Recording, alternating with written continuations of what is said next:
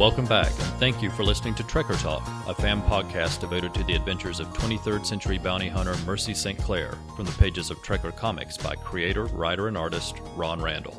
I'm Darren. And I'm Ruth. Let's start with a short introduction. Those of you who have listened before will be familiar with this, but we'll go over things briefly for those listening for the very first time. First, this is a fan podcast, and the opinions expressed are just ours. Please consider visiting TrekkerComic.com. That's Ron Randall's official site dedicated to Mercy St. Clair. There you will find the latest Trekker news, as well as a brand new page of Trekker material that is made available every Monday. He also has informative blog posts where he shares insights into the process of creating Trekker, and a lot of wisdom about the art of storytelling. For instance, in a recent post, he shares about both the artistic and storytelling inspiration he gained from Alex Raymond's Flash Gordon. As he explains, back in the 30s, Alex Raymond helped give rise to the adventure strip, turning artists like himself, Milton Caniff, and Hal Foster into household names. Another post, back in November, focused on just what goes into creating a character. As the Jekka story is drawing near the end, you may enjoy going back to that post and finding some insights into the development of Jekka the character. Check it out when you have a chance. I think you'll appreciate the post there. You'll also find links to all of the ways to follow Ron Randall on social media, including links for Facebook, Twitter, Tumblr, Instagram, and his Patreon page, where if you want, you can choose to help support the new Trekker material. During this podcast, we'll occasionally refer to page numbers related to the story. Trekker has been published in various formats, including individual issues of a solo series, various specials, and multi-part stories in the anthology series Dark Horse Presents. So for our references, we are using the page numbers from the Trekker Omnibus, which is a collection published in 2013 that includes all of the Trekker material up to that point in time. We've chosen to use the Trekker Omnibus since it is widely available and reasonably priced. It's available in print in a graphic novel collection, or you can download it directly to your tablet of choice by purchasing a digital copy from Comixology, the Dark Horse Comics app, or from the Amazon Kindle store. Also, if you own the books on any of these digital platforms, please consider taking a moment to rate the books. I think it would be wonderful to see solid 5-star ratings that could help encourage new readers to give the books a try. In this episode, we're going to be talking about the story The Janus Voyage, which was featured in issue number 4 of Trekker and was published in November 1987. And later in the episode, we'll share your comments and the feedback we've received since the previous episode. Now, I really believe the show is more fun for everyone when we hear from listeners, so please do write in and let us know your thoughts about Trekker and the issues we're discussing. I'm always interested in how others discovered the series and what they like best about it. Please feel free to point out things we've missed or even share a different point of view. We really want to know, and we're sure others do as well. So at the end of the episode, we'll give you some ways to contact us, and we'll share your comments in a future episode.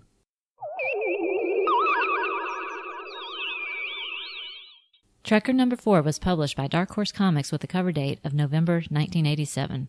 Sequentially, this is the 5th Trekker story, and it appears 5th in the Trekker Omnibus from pages 119 to 144. At Ron Randall's official TrekkerComic.com site, the story is listed as Trekker Book 5, The Janus Voyage. The story is in black and white and is written and illustrated by Ron Randall, with letters by Ken Brusniak. On the cover, Mercy is standing in front of a viewport on a ship in outer space. We see another ship in the distance outside the viewport. Mercy is being held by 2 men in uniforms with weapons from 3 other men aimed at her. A similarly dressed man is laying on the floor at her feet, the obvious victim of a punch from our heroine. The story opens at the Denver spaceport as Mercy and Paul are arriving via an express tram. Paul is obviously excited about the trip and admits to Mercy he wasn't really sure she would come along. He has to give a work-related presentation at a convention a couple of days into the trip, but then the two will have 3 weeks to relax. Mercy replies that she's looking forward to it, but then thinks to herself that she didn't sound sincere, so she starts trying to convince herself to have some fun. As they're heading to their shuttle, the two notice a commotion in the distance, and Paul dutifully runs ahead to check it out, where they find 2 men beating up another man.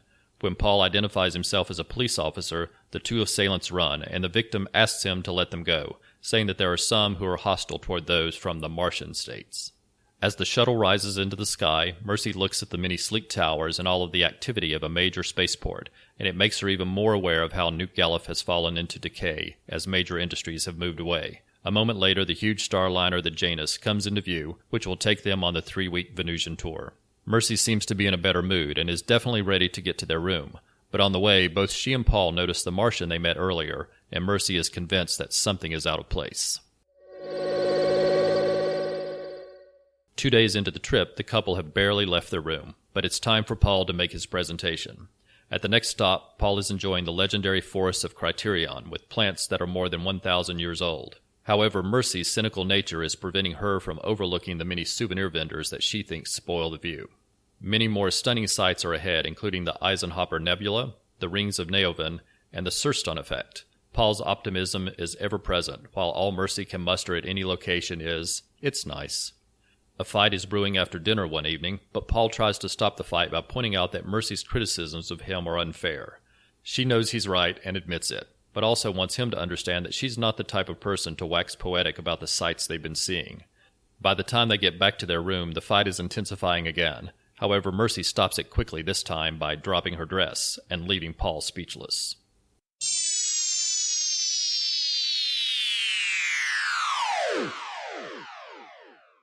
Everything seems to be going much better on Trillius, where the couple takes in the Flavian baths. The two are relaxing in the water, and Mercy even pays Paul a compliment when suddenly there is a crash, and a body flies through the glass and into their pool. They turn the body over and can tell the man is wearing a mask. When they remove the mask, they discover it's the Martian they met earlier. Suddenly, a bolt of light flashes from a jewel the Martian is wearing, hitting Mercy in the eyes. She seems unharmed, but when she closes her eyes, she sees an unclear image in her mind and hears the words, "Get this to Bolt," from Rigel. Paul thinks she's been zapped by a retacharge, which can be used to implant data in someone's mind. Paul thinks the image is unclear because she isn't the person the implant was intended for. Mercy remembers meeting a man who worked for Rigel in the past. She remembers giving him the nickname Space Case. Later, the police are investigating the crime scene, and since most cops don't like trekkers, there are lots of negative comments aimed in Mercy's direction. But Paul brings the complaints to an end and gets himself and Mercy out of there as quickly as possible. In bed that night, Mercy wakes to see Paul is packing. He's been called back to duty. He's trying to explain and apologize at the same time, but Mercy is having none of it. Mercy decides to leave the tour as well. She's known all along she could leave to catch a ship to Gamma 7 to follow Roger Vincent. However, she finds herself in a dilemma. The ticket prices have doubled due to intensifying fighting between the Talmarians and the Lavenites in the Delphiron sector, and Mercy can't cover the extra cost. Mercy then sees a well-dressed woman being harassed by a couple of men, and decides to take a chance that well-dressed might equal wealthy, and maybe wealthy will equal enough reward money for the ticket she needs. So Mercy rushes into the fight and dispatches the men in quick order. The well-dressed woman is appreciative as Mercy had hoped. However, well-dressed did not equal wealthy. Instead, it equaled diplomatic envoy Felicia Lantis of Tromars. While she doesn't have reward money on hand, she does offer Mercy transportation aboard their ship as a quasi-bodyguard and a promise of reward money when they reach their destination, so Mercy agrees. In flight, Lantis explains to Mercy that the planet Delphiron has two major states, Tromars and Lavion. A bitter war is raging between the two states, causing economic upheaval throughout the whole space sector. She is carrying a treaty from a neighboring planet that will extend aid to the Tromars in their fight against Lavion. As Lantis is talking, Mercy notices a view screen, and the image on the screen matches the image in her head following the Retta image blast from earlier. She immediately starts wondering what Rigel has to do with this. Mercy asks Lantis about the image on the Navi screen, and Lantis tells her the less she knows, the better. Sirens begin to blare. Ships are incoming and are preparing to board their ship. Lantis asks Mercy to take the satchel containing the treaty, saying she believes that if anyone will escape, it will be Mercy. The wall of the ship implodes, and what appear to be armed soldiers begin boarding the ship. Mercy makes a run for it, hesitantly helping Lantis, while also thinking it is her one chance to reach Gamma 7. Mercy appears to be making good progress until she rounds a corner and confronts a group of at least 6 armed soldiers. Mercy is quickly pinned to the ground in a scene where the cover of the story would fit, but we don't see the exact image in these interior pages. The satchel is taken from Mercy and found to be empty. Just then another guard reports in, explaining that a pod escaped during the altercation, and both Mercy and the guards know that Lantis has escaped with the real satchel. The guards tell Mercy she's in real trouble, and realization crosses her face. These aren't soldiers from the opposing army. These are police officers, and just then one of them removes his helmet. It's Paul, and he emphasizes, "You really are in trouble."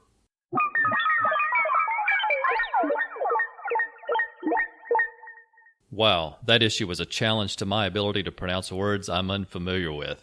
It was also the biggest cliffhanger ending we've had so far. What did you think about it? Well, I realize that whenever I read an issue to prepare for the podcast, I don't want to stop reading at the end of the story, and it is especially true here. I really want to know what happens next as soon as possible. Yeah, I'm sure. I know what you mean. But let's do our quick flip through of this issue and talk about the pages that we like. So if we just start on page 121, getting the story started, we get to see a different city for a change, Denver, and see Paul and Mercy arriving and Paul's obvious enthusiasm and nervousness at the same time. And on page 122, when Paul is the first one to run off to see what the altercation is about, it made me think that he might be a little bit more like Mercy than either he or she thinks, because that's the type of thing she always does. We also meet our Martian here, who will be key to the story.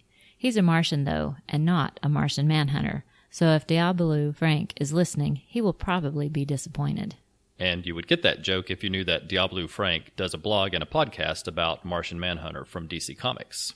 If we flip on over to page 123, it's interesting to, again, see the different city from Mercy's point of view. It makes her a little sad seeing the prosperous growing Denver and thinking about the crumbling and decaying New Gallup. And then we turn over to a really great 2-page spread that shows the giant Janus spaceship that they'll be taking their vacation on. And at the bottom part of the page, you get 6 or 7 nice little vertical panels that show Mercy and Paul's progression as they move their way through the space station. The title is given on those 2 pages, which is a good place to mention that there's a Greek god known as Janus, who usually is shown having 2 faces. Definitely a title that foreshadows what is to come later in the issue. So I'm turning over to page 126, where Paul is looking all around and really enjoying himself. Meanwhile, Mercy has her hand on her hip and is glaring at the various vendors, so her body language clearly shows what she thinks of the setting. Paul's optimistic reply is nothing can cheapen all this, not if you don't let it. That really is an interesting panel in the middle of page 126, just seeing the different expressions on their faces and the body language from Paul and Mercy. It makes that center panel just draw your attention because of the 2 points of view from them. And if we flip on over to page 127, we get a great view of the tourists in outer space looking at all the various sites. Ron Randall does a really admirable job here of making this page look great in black and white. The shades of gray and deep blacks create a feeling of depth, but at the same time you can't help but imagine what the addition of color would have done to this amazing page. Now I'm looking forward to talking about the next couple of pages, 128 and 129, because I was surprised. Now, I'm not normally a big fan of dresses and really generally prefer slacks. However, the dress Mercy is wearing here is beautifully designed. The way the dress is draped across the shoulders and the way the cloth appears to fold really lets Ron Randall show off just how well he draws fabric. Absolutely. It is a gorgeous dress. Yeah. It's nice to see just after that, after the fight, we get to the fact that Paul and Mercy actually seem to be enjoying themselves again on page 130, which is really nice.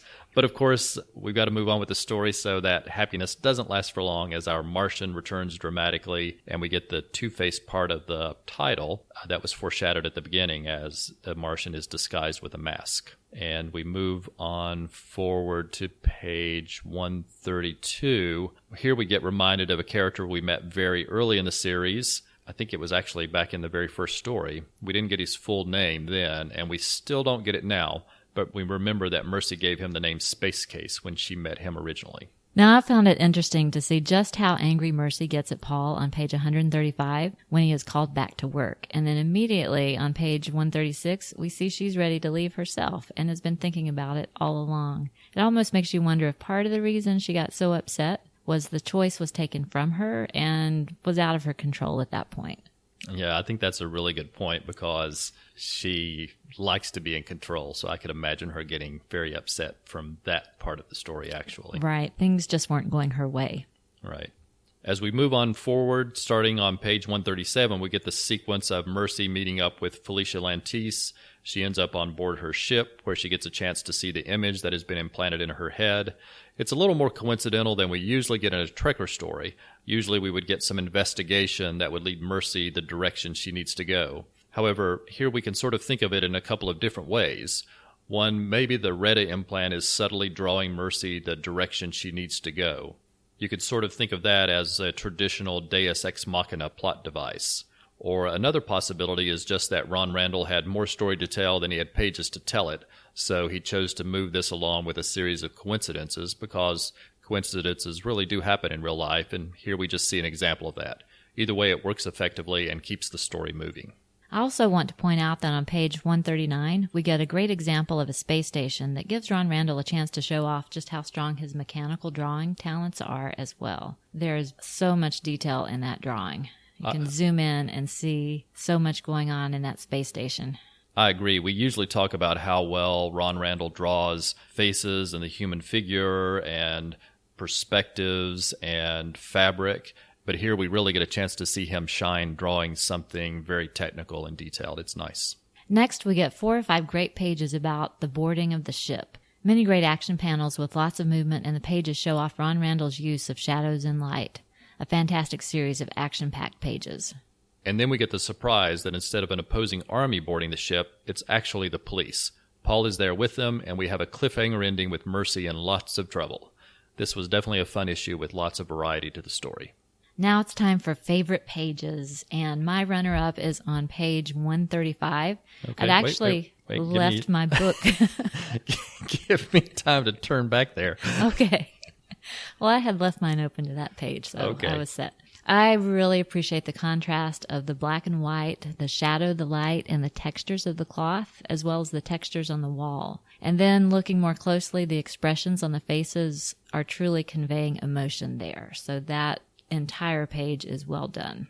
I agree. A really impressive page. I'm glad you made me look at that again. And now for my winning page for this story, just flip a couple of pages to 137. There, I love the action conveyed on the page and seeing Mercy's powerful kicks. So the action, it just plays out beautifully in 5 horizontal panels, and I love it. So that is my winner for this story. Very nice. So for me, I've got 3. So if we page forward to page 142, this is just one of those spectacular pages. It has 7 different panels of Mercy running, jumping, twisting, punching, kicking, all of the great types of figure poses that Ron Randall specializes in, and you just get this wonderful opportunity to see them all on one page. It's stunning. And I know you're thinking from me saying that, how is that not my winning page? And there are just more. So we turn back to page 123. I'm almost there. I got it. So here I just love getting to see the different views of the spaceship, first lifting off from Denver, then flying out into the depths of space. I really like the way Ron Randall draws spaceships in this series. It makes me think of classic science fiction like Flash Gordon and Buck Rogers and Jules Verne. It just is very evocative, and I like it. And then for my winning page, we just have to go forward a couple of pages to page 127. I mentioned this one earlier. This is the page that features the tourists floating in outer space, looking at all the amazing sights.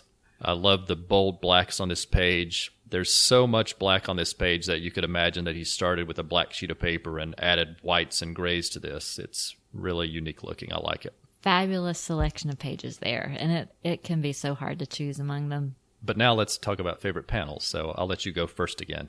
Well, let's see. Go to 123, which is another space scene. Yeah, so it's the bottom space scene there. I love the view, and I think the panels overlaid across the starry sky really fit well with the scene. So well done there. That's nice. I had that as one of my favorite pages, and it made it one of your favorite panels. And then 134. I know I'm sending everyone all over this book back and forth. Okay. 134, top left corner. Guess what? The architectural scene there. I love to see that view of the city. I'm always interested in what the cities look like and the architecture, and really like the designs that show up there. Nice. And you do like architecture. I know anytime we go anywhere, that's what you're wanting to look for. Mm-hmm. Okay. The winning panel, however, is on page 142. And yes, that page sounds familiar because that was a page that Darren chose, but I selected a panel from that page as my favorite. Bottom left corner, where Mercy has jumped down through the hole and is using that pole to help guide her to land on the deck below. I think the pose is terrific there and conveys the action very well. That's a really great choice because it helps all of us get to stay on the same page, because Okay. I have a list of my 3 favorite panels, and My third favorite panel is page 142, bottom left corner, that exact same panel. Oh, no way. Yeah, so no one has to turn there to see the same panel that we both chose as one of our favorites. We didn't plan that, but we made it easy somehow. That's right. For my second runner-up, we have to turn back a few pages to page 136. Now, this one, it's a little obscured by text, but I really love the juxtaposition of all of those people in the upper left corner standing in line, and I imagine all of them being as bored as I always am when I'm standing in a line, and yet just above them is this stunning view of outer space that no one's paying any attention to at all. It's a subtle effect, but it really stuck with me. I'm really glad you pointed it out. Like, I'm looking there and I see a guy, he's flipping through, probably his itinerary or a travel book. There's some other people just chatting, passing the time away. And I did not catch that on my read through. So it seems odd, but it's realistic and easy to realize how we can miss real beauty in the world as we're just doing mundane things. Yeah, it's nice. I liked it a lot. I'm glad you did too. So, and then very close by, my favorite panel, we just have to turn back one page to page 135. And this was one of your favorite pages. And for me, my favorite panel is the very top panel on this page. Again, the strong use of bold blacks here highlighted with whites. It just pops off the page at you. It's really nicely done. I agree with you on that. So like the stars in the background, the texture on the wall, and the wonderful folds, the way the cloth is laying on the bed, that's a good choice. Yeah, thank you.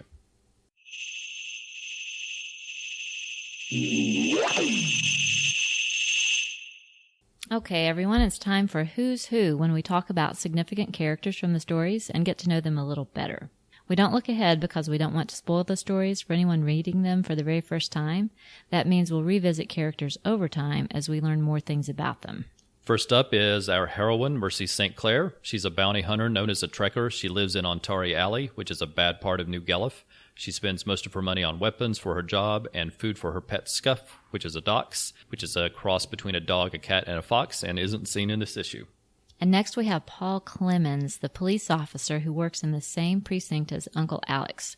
Paul is trying to build a relationship with Mercy, and in this issue she agrees to go away with him, but he doesn't know she has an ulterior motive. And we get reminded in this issue of our unnamed Rigel agent from way back in the very first Trekker story. We don't know much about him other than that he helped her out in this earlier story and gave her the nickname Firecracker, and as she left him, she gave him the nickname Space Case. And don't worry, we'll still see him again.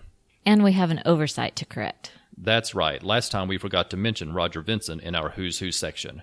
Roger Vincent is another trekker who partnered up with Mercy in the previous story. They planned to split the bounty 50-50, but in the end he collected the full bounty and left for Gamma 7. And while we don't see Roger Vincent again in this story, he's still relevant, since part of Mercy's motivation for going on this cruise was because it went near Gamma 7. Next up is Trekker Transmissions, where we share emails, Facebook posts, and other messages we've received since the previous episode. Your support is the best way to get attention for the show, so we sincerely thank all of you who shared news about the show on social media. So please consider telling your friends about the show by tweeting, sharing Facebook posts, or any other way you like. It really makes a difference. First, we want to thank those people who have played our promo trailer on their podcasts. So thanks go out to the Fire and Water Podcast, which is a fun show by the Irredeemable Shag and Rob Kelly about Firestorm and Aquaman, along with other topics. Thanks also to Ryan Daly for running the promo on Flowers and Fishnets, a great show devoted to Black Canary. He also hosts the Star Wars podcast, Dead, Bothan Spies, and the Secret Origin podcast about the DC comic series. And one more thanks goes to Professor Alan Middleton and his daughter Emily for playing our promo on the Shortbox Showcase podcast from the Relatively Geeky Network. They've just recently launched a new blog called From Dorkness to Light. There they will explore the intersection of religious and theological topics with pop culture. We'll put a link in the show notes. We heard from Jim Romaldi. Jim is actually one of Trekker Talk's very first followers. As he explained, he is more into superheroes, but thought Trekker sounded like fun, so he downloaded the Omnibus. Wow, Jim, it made us happy to hear that you are taking a look at the book. I'll mention that Jim is a contributing writer at the BatmanUniverse.net. If you like Batman, head over to that blog and check out some of the reviews and photos there. We'll include a link in the show notes as well. Ed Moore wrote to say he thought the print by Ron Randall featuring Mercy St. Clair teaming up with Usagi Yojimbo was amazing. If you haven't seen it yet, check out our Facebook page to see the photo. Loyal listener Brian Mulvey wrote to share that his favorite page of Rules of the Game, which he said was the opening splash page where Mercy awakens from her nightmare dripping in sweat, with Loyal Scuff looking quizzically at his master. He goes on to say that he likes the page mainly for Ron's bold, heavy use of black and the wrinkles and folds on her bed sheets. We loved hearing what somebody else's favorite page was, so if anyone else out there would like to share their favorites, please write in and let us know. We also want to extend our Trekker thanks to those who supported us on social media since the last episode.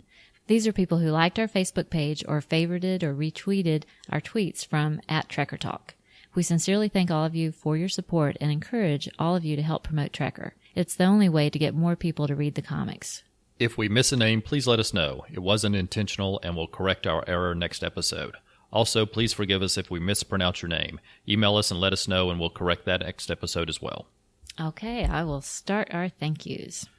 Alan Middleton, Brian Mulvey, Cindy Womack, Count Druncula, a.k.a. Ryan Daly, Diabolu Frank, Dr. G Nerdologist, Ed Moore, Firestorm Fan, Greg Space Knight, Hammer Strikes, Java, Jim Ramoldi, John Lewis, Joseph Holm. And continuing our list, Lauren Galloway, Noel Thingvall, Pablo, Periscope Studio, Podcast Movement, Relatively Geeky, Rolled Spine Podcast, Ron Randall himself, Ronnie, Cian Mandrake, Timothy Kramer, Titanium Comics, Warren Montgomery, and Wednesday Comics. Thank you all so much for your support. It means the world to us.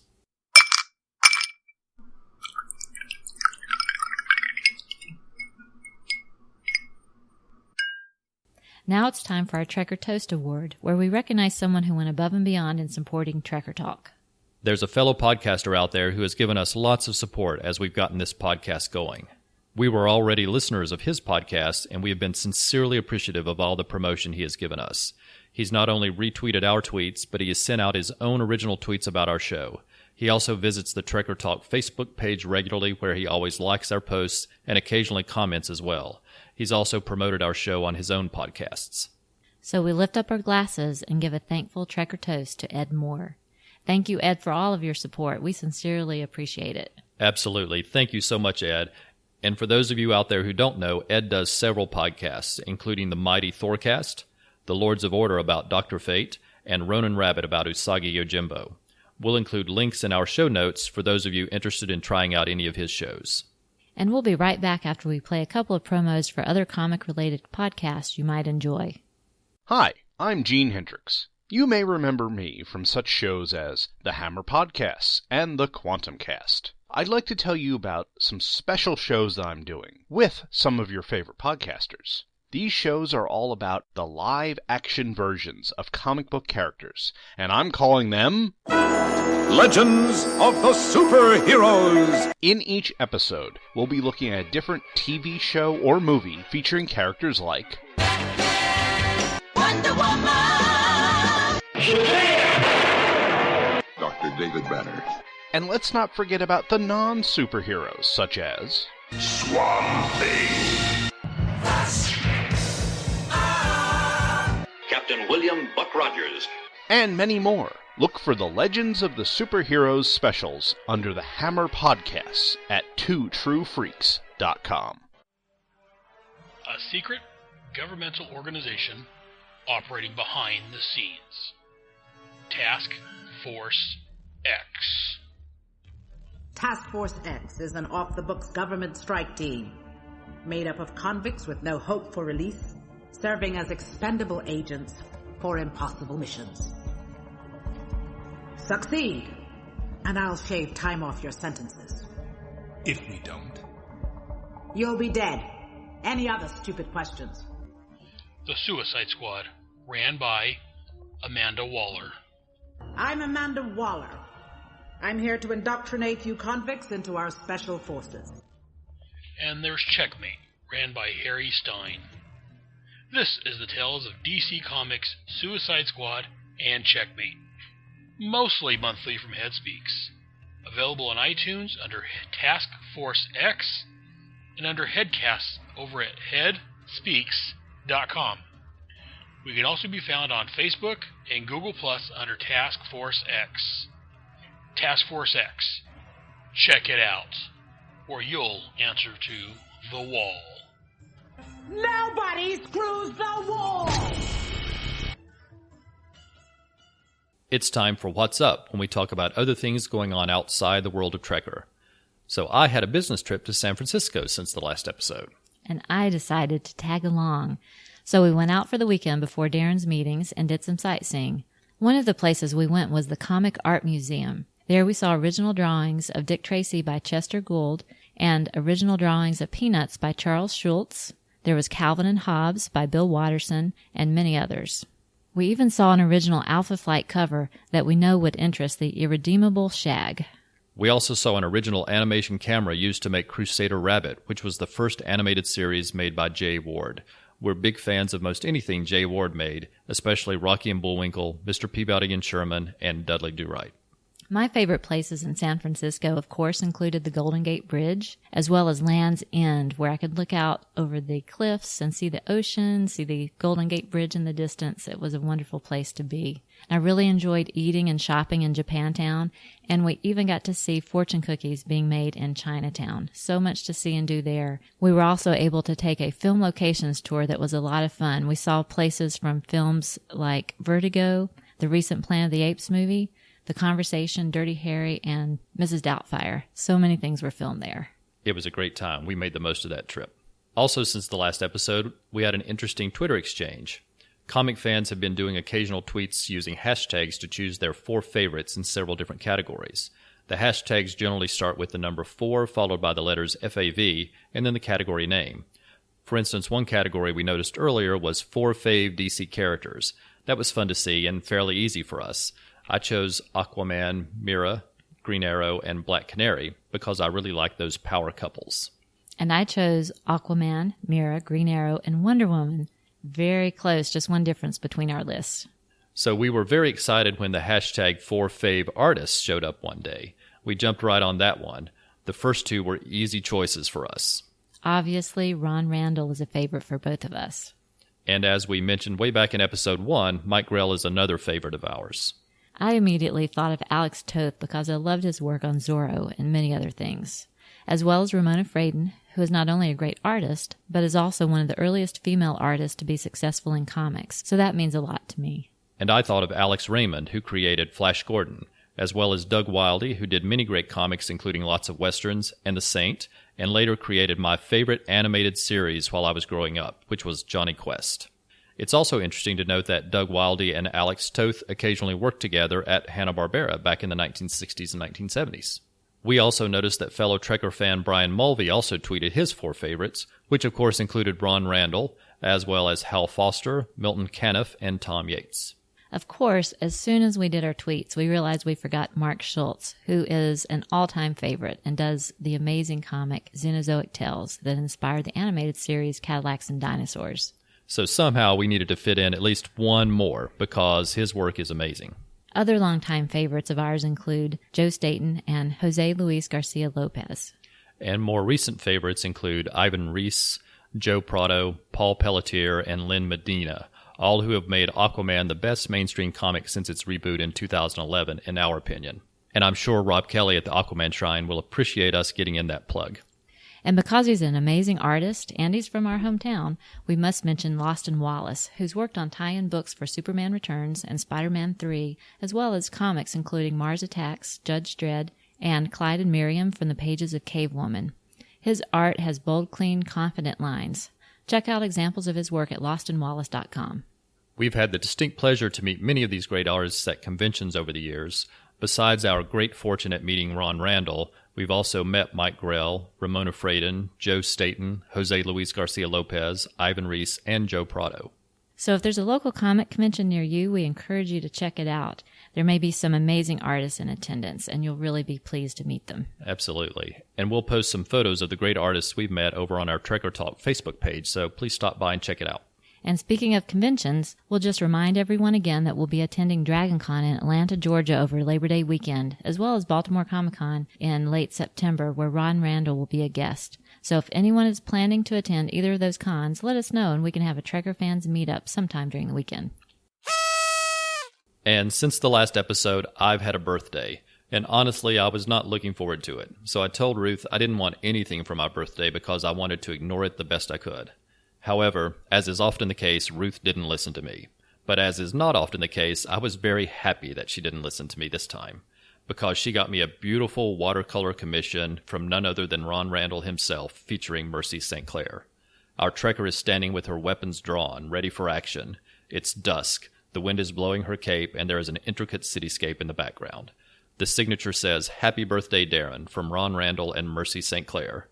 I was completely surprised and overwhelmed and couldn't be happier, but it all still seems a little surreal to me, even though I'm staring at the painting as I'm saying this. So I say a sincere thank you to both Ruth and Ron Randall, even though that simple phrase can't convey my true feelings about this wonderful gift. Before we go, we want to provide our contact information. Please let us know your thoughts through email, Facebook, or Twitter. Also, if you like the show, please consider leaving a review on iTunes and Stitcher and giving us a good rating. These are terrific ways to help get the show noticed and hopefully attract more listeners to help Trekker fandom. And remember that in addition to iTunes and Stitcher, the show is also available on TuneIn and Podbean.com.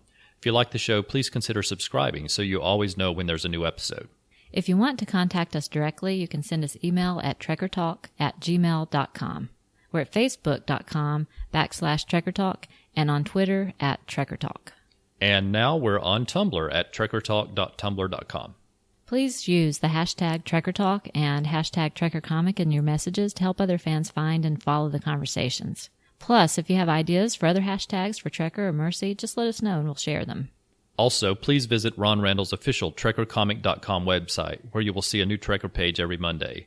The Jekka storyline will be ending in the next couple of weeks, followed by a new story, so it's a great time to check out the site. Ron Randall has recently posted on the Trekker Comic website information about his upcoming conventions. In addition to the Baltimore Con that we mentioned earlier, he will be at the Northwest Comic Fest in August, Rose City Comic Con in September, and ZapCon in October. We encourage any of you who may be planning to attend those conventions to stop by his booth and say hi. Also at TrekkerComic.com, you'll find links to everywhere you can find Ron Randall, from Facebook to Twitter to Tumblr, and he often responds to posts on his Facebook page and on his Patreon site. So post to his pages and let him and other fans know what you think of his new Trekker pages. Thanks for listening, and we hope you'll come back next month for a new episode of Trekker Talk.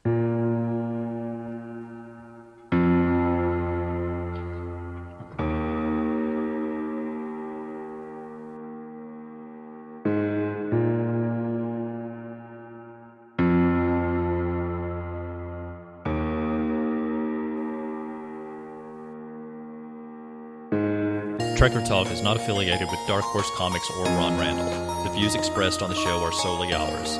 Music is taken from the album Royalty-Free Music, Movies, and Videos from the Royalty-Free Music Club. Sound effects are taken from the album Cartoon Sound Effects from the Royalty-Free Sound Effects Factory, as well as #1 sound effects for movies, TV, and websites by the Sound Effects Factory, and Hollywood Sound Effects Volume 4. We make no money from this podcast, and no copyright infringement is intended.